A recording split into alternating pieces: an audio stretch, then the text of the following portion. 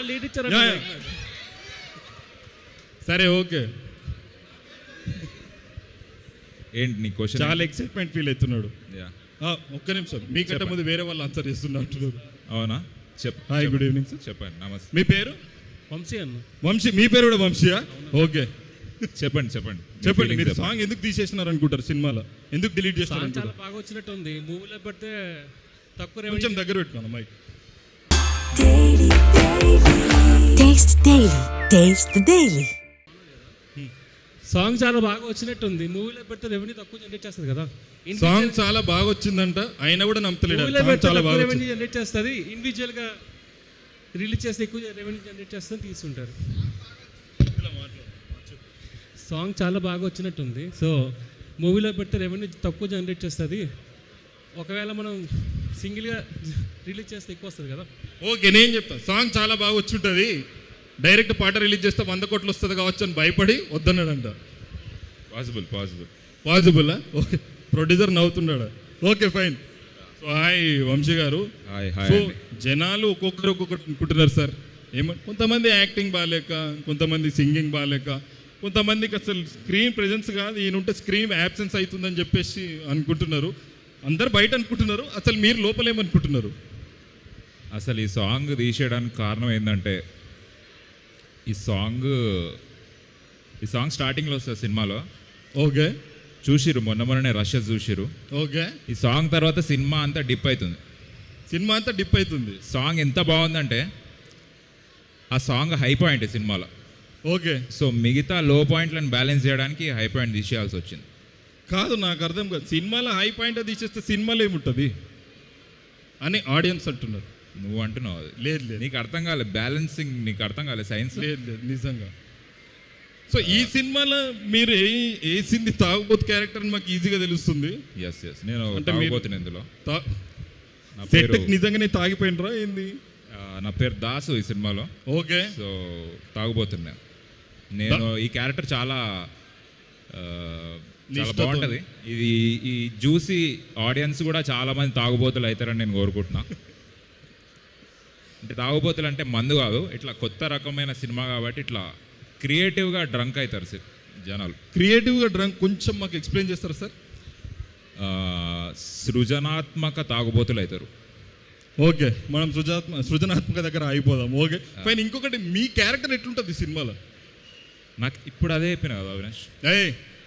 మనోడు is on point, తాగలేదు ఇప్పుడు. ఓకే ఫైన్, మీరు చెప్పిండు.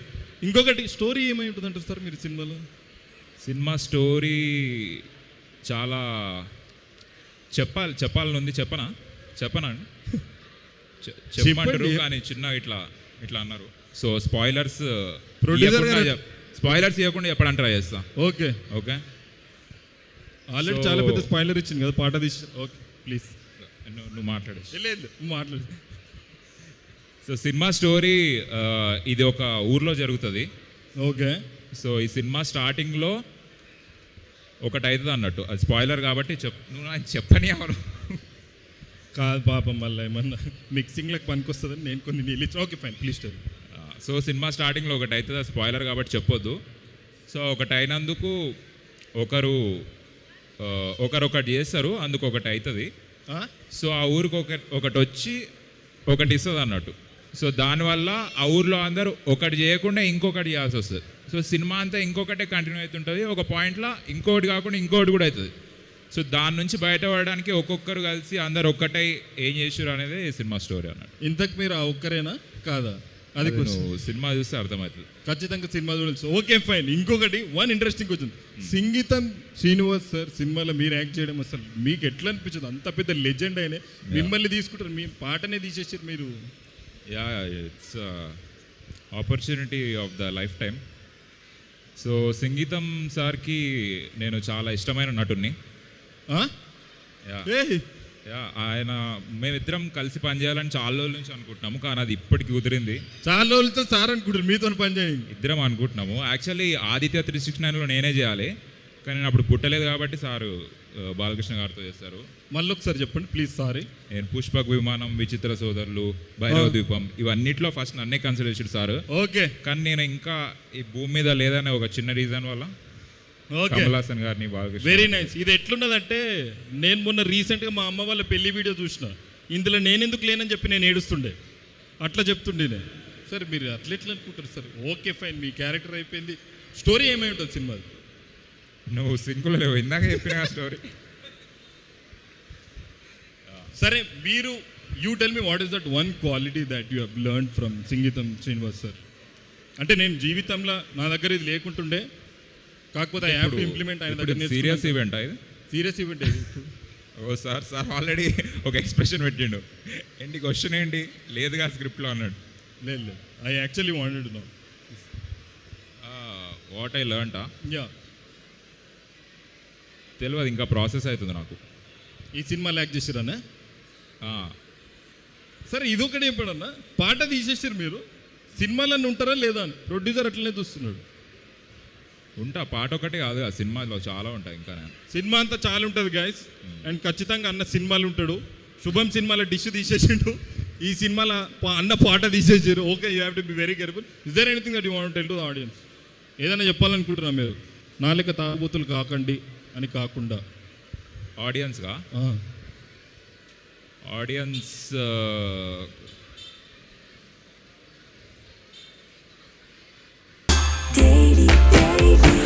Taste Daily. Taste the Daily. సంగీతం శ్రీనివాస్ సార్ సినిమాలలో ఒక్కొక్కసారి ఒక్కొక్క స్పెషాలిటీ ఉంటుంది. ఈ సినిమాలో అన్న పాట తీసేసిండు, అదే స్పెషాలిటీ అని ఆడియన్స్ అనుకుంటున్నారు. అసలు వెయిట్ చేస్తారు, ఎట్లా డిలీట్ చేసారు కాబట్టి ఇప్పుడు అన్న పాట చూపించమని, అది చూపించేద్దాం.